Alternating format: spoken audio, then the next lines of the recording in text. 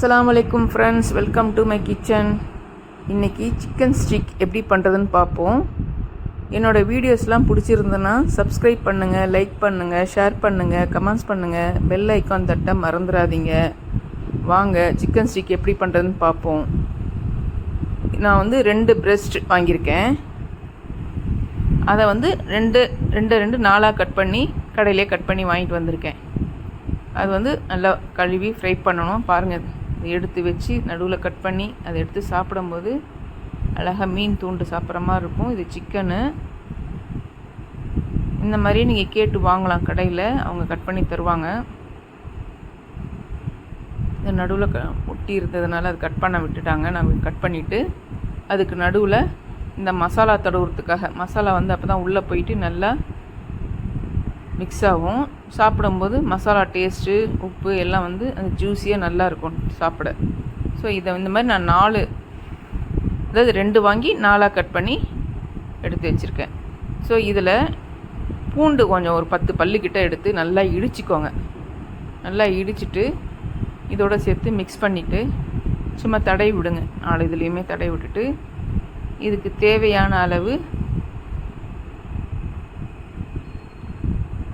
எண்ணெய் ஒரு கரண்டி எடுத்து சும்மா எல்லாத்துலேயும் மிக்ஸ் பண்ணுறேன்.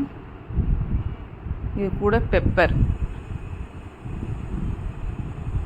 போட்டு தேவையான அளவு உப்பும் போட்டுக்கோங்க. இதில் சால்ட்டு போட்டுட்டு நல்லா மிக்ஸ் பண்ணிக்கோங்க. மிக்ஸ் பண்ணி இது ஒரு 15 மினிட்ஸு தனியாக எடுத்து வச்சிடணும். இது பாருங்கள், அப்படியே ஒரு பக்கம் மசாலா போட்டதுனால இன்னொரு பக்கம் மசாலா இல்லை இல்லையா, அதனால் இந்த பக்கம் அந்த பக்கம்னு சொல்லிட்டு மாற்றி திருப்பி வச்சுட்டு அந்த மசாலா இருக்கிற சைடும் மசாலா சைடும் ஒன்றா சேர்த்து வச்சுட்டு மூடி வச்சுருங்க. ஒரு 15 மினிட்ஸ் அது தனியாக இருக்கட்டும். இதுக்கான ஒரு preparation,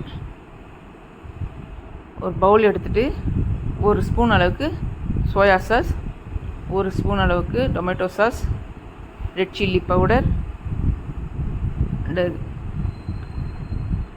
chicken flakes and jeera powder, vinegar ஒரு 1.5 ஸ்பூன் போட்டிருக்கேன். எல்லாத்தையும் போட்டு மிக்ஸ் பண்ணுங்கள். இதில் உப்பு கொஞ்சம் கம்மியாக போட்டுக்கோங்க. ஏன்னா அதுலேயும் நம்ம உப்பு போட்டிருக்கோம், இதுலேயும் உப்பு போடணுன்னாக்கா பார்த்துக்கோங்க. வினிகர் இதுலேயும் உப்பு இருக்கும், நம்ம சோயா சாஸ்லேயும். ஸோ அதை பார்த்து போட்டுட்டு மசாலாலாம் உங்களுக்கு ஏற்ற மாதிரி போட்டுக்கோங்க. இந்த மிக்ஸை அந்த பூண்டெல்லாம் நம்ம இடித்து போட்டிருந்தோம் இல்லைங்களா, அதெல்லாம் எடுத்துடணும். எடுத்து இந்த சாஸ் ஒன்று தயாரிச்சிருக்கோம் இல்லையா, அதை மேலே போட்டு நல்லா மிக்ஸ் பண்ணிவிட்டு ஒரு 1 ஹவர் ஊற வைக்கணும். இது நல்லா மேரினேட் பண்ணணும். இது கலரே நல்லா இருக்குது பாருங்கள். இது soya sauce colour. So soya sauce, tomato sauce எல்லாம் சேர்ந்துருக்கு இல்லையா, அதனால் இதில் வினிகர் போட்டிருக்கலாம். இதுலேயே அந்த புளிப்பு எல்லாமே சேர்ந்துருக்கும். காரம், புளிப்பு, ஸோ டொமேட்டோ சாஸில் இனிப்பு இருக்கும், எல்லாம் சேர்ந்து. ஸோ இது ஃப்ரை பண்ணி சாப்பிடும்போது எல்லாமே காரம், புளிப்பு, இனிப்பு எல்லாமே சேர்ந்த மாதிரி இருக்கும். ஸோ இது ஒரு 1 ஹவர் இல்லைனா 1/2 ஹவர் உங்களால் முடியல அப்படின்போது 1/2 ஹவரில் கூட எடுத்து வச்சுக்கலாம். நான் 1 ஹவர் வச்சிங்கன்னா நல்லது. ஸோ இதை எடுத்து இந்த மாதிரி பேன் இருந்ததுன்னா இந்த மாதிரி பேனில் போடுங்க. அப்படி இல்லைன்னா உங்கள்கிட்ட என்ன பேன் இருக்கோ அந்த பேனில் போட்டு ஃப்ரை பண்ணுங்கள். ஸோ இந்த பக்கம் ஒரு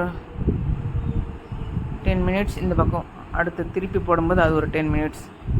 குக்கிங் நீங்கள் பார்த்துக்கோங்க, நல்லா வேகணும். இது மசாலா வேஸ்ட் பண்ணக்கூடாதுன்னு எடுத்து தடவிட்டுருக்கேன் பாருங்கள்.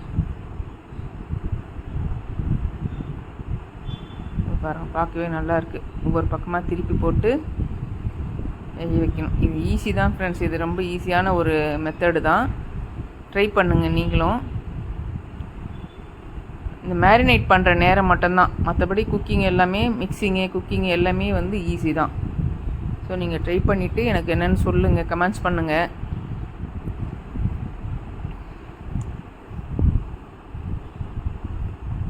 இதை நல்லா ஃப்ரை பண்ணிவிட்டு இதுக்கு நான் சர்வ் பண்ணுறதுக்காக சில வெஜிடபிள்ஸ்லாம் வீட்டில் இருந்தது, அதை எடுத்து சின்னதாக எனக்கு ஏற்ற மாதிரி கட் பண்ணிவிட்டு எல்லாத்தையுமே ஃப்ரை பண்ணிக்கிறேன்.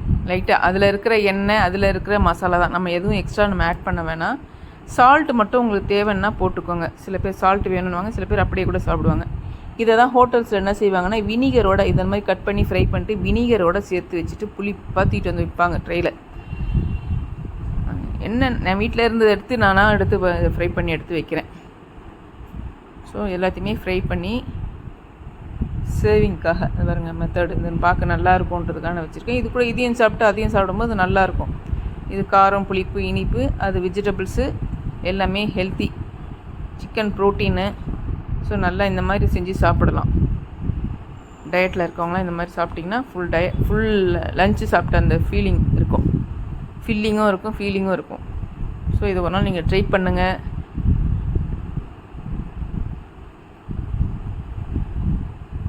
பாருங்கள் எல்லா உங்களுக்கு இவ்வளோ வெஜிடபிளும் போடணும்னு இல்லை, உங்கள் வீட்டில் என்ன இருக்கோ அந்த வெஜிடபிள் எடுத்து நீங்கள் யூஸ் பண்ணிக்கலாம். இந்த லெமன் எடுத்தேன், இதில் நீங்கள் புழிஞ்சி சாப்பிடும்போது டேஸ்டியாக இருக்கும் ஃப்ரெண்ட்ஸ்.